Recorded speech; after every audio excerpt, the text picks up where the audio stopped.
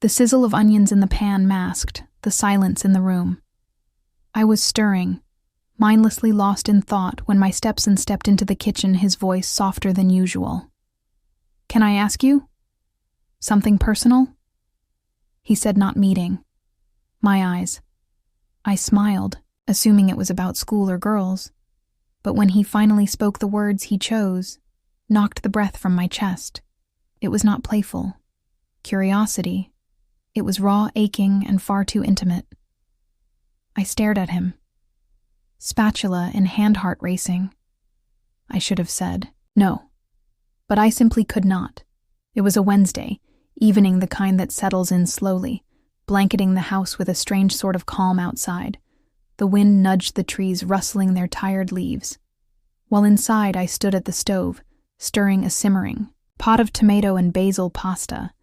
The soft clatter of utensils and the bubbling sauce gave the room a warmth I'd not felt in a long time ever since. My divorce, I had tried to rebuild a routine, and the kitchen had become my place of quiet, familiar, manageable, and controlled. But that night, as the scent of garlic filled the air, something shifted. Ryan entered the room. Just as I was reaching for the olive oil, he moved, with his usual quiet presence. Gentle but noticeable at 24. My stepson had grown into a tall, broad-shouldered man with a calmness in his demeanor that made him seem older than he never pried into my pain, and he never questioned his choice. We simply existed around each other in a house too big for one, yet just comfortable enough for two. "You always cook when you're upset," he said, leaning casually against the counter.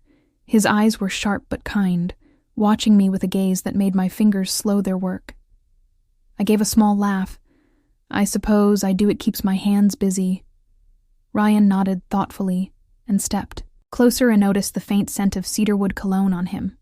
Subtle but present, he raked into the drawer for a fork, testing the pasta with ease.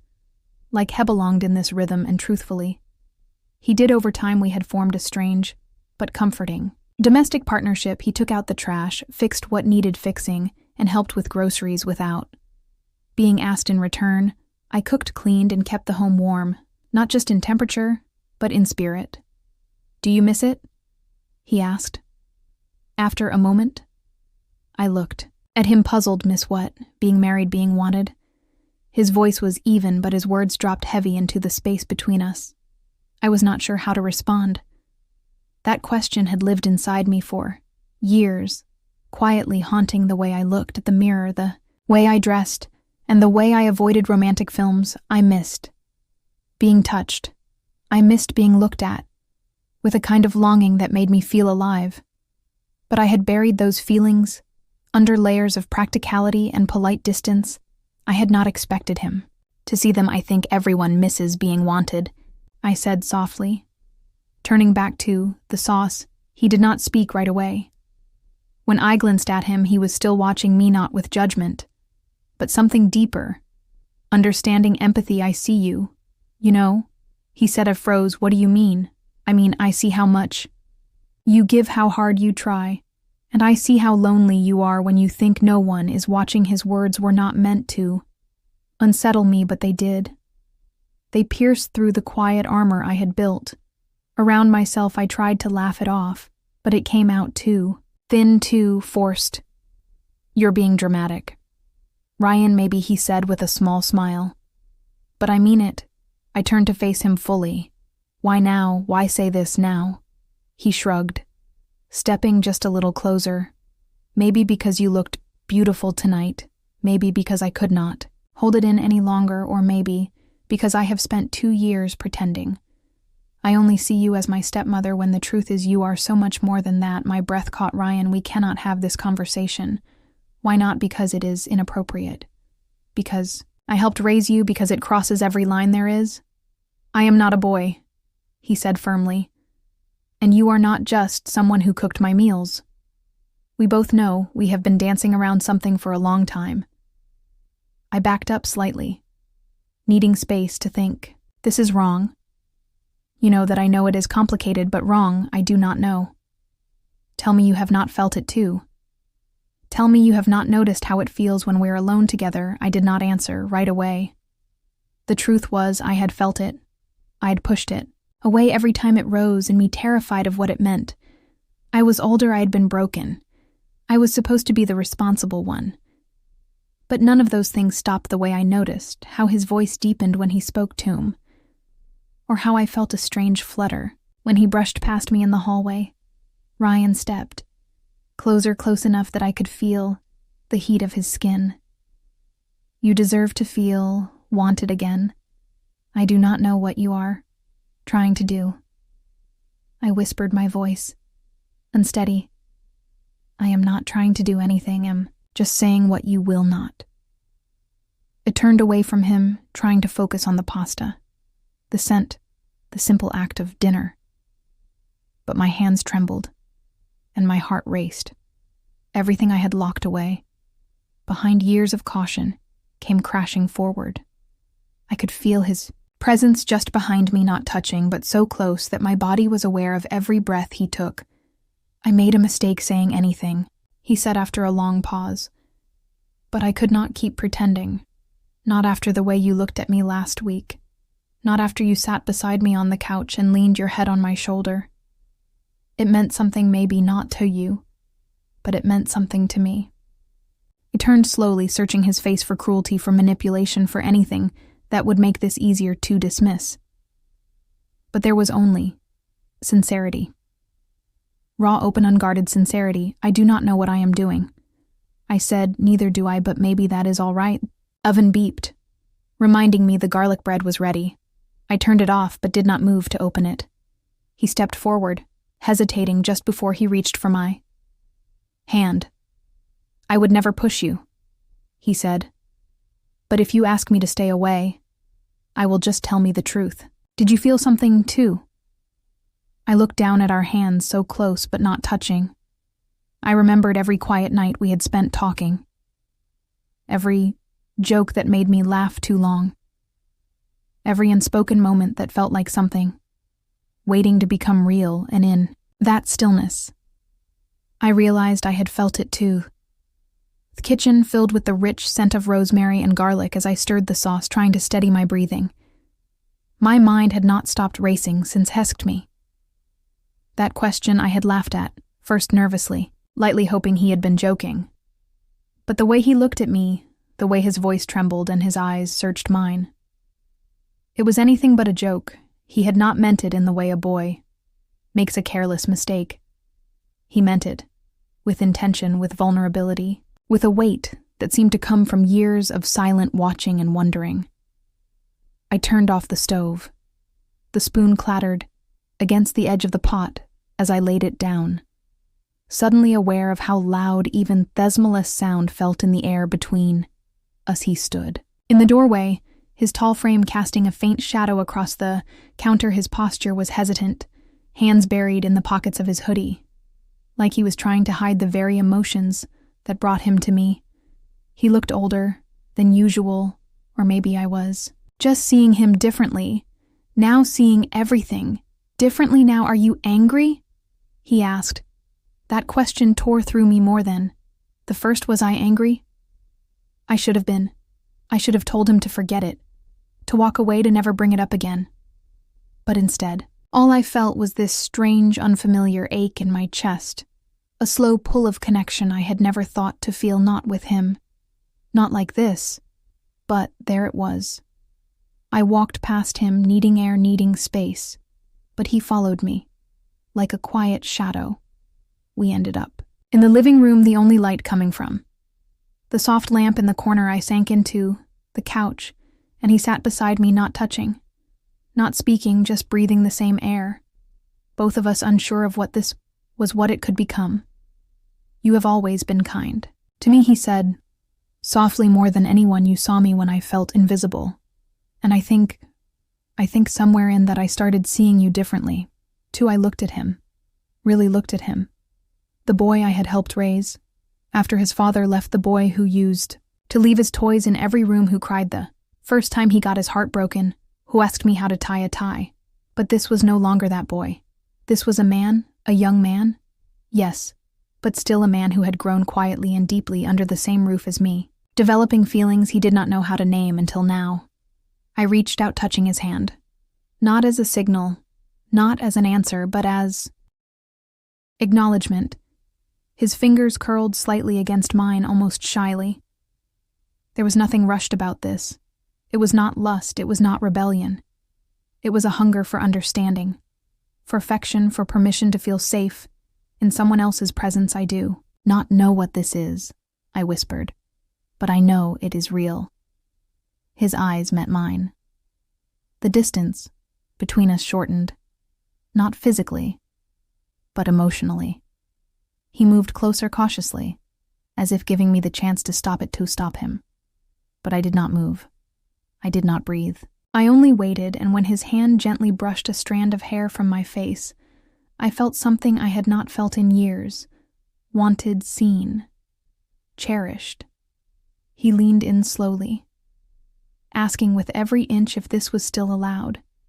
And when our lips finally met, it was not fireworks. It was silence, a soft, reverent silence that made the world disappear. There was no guilt in it. No shame, only surrender. We broke apart, eyes wide and uncertain, but neither of us pulled away. His hand found my cheek, his thumb brushing against the skin with quiet tenderness. "Do you regret this already?" he asked. "No," I replied honestly. I regret everything I ignored until now. Every time I told myself I was just imagining it. The connection, the way you looked at me, I buried it, because I thought it was wrong. But now I do not know. He pressed his forehead to mine. "You made me feel like I mattered." He said, "You still do." We sat like that, two people hovering between what should not be. And what already was the sound of the ticking clock returned, grounding us in armament that felt both impossible and inevitable later. As we sat in the dark, his head resting gently on my shoulder, he whispered, "I never asked expecting an answer. I just needed you to know." And I realized something. Then I had not given him an answer. I had given him a truth own.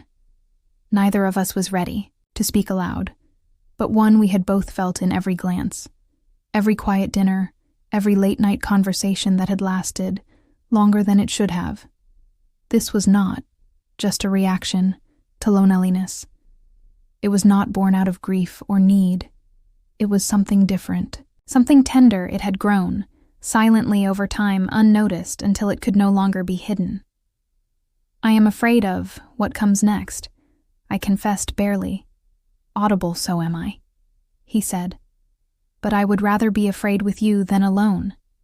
The simplicity of that statement undid me, because despite all the rules, all the boundaries we had both sworn to honor, here we were together in the stillness, neither pushing nor pulling, just existing in a shared truth. What followed that night was not reckless. It was slow, deliberate, emotionally rich. Every moment laced with caution and care. His hands were respectful, trembling even. Mine were unsure, searching.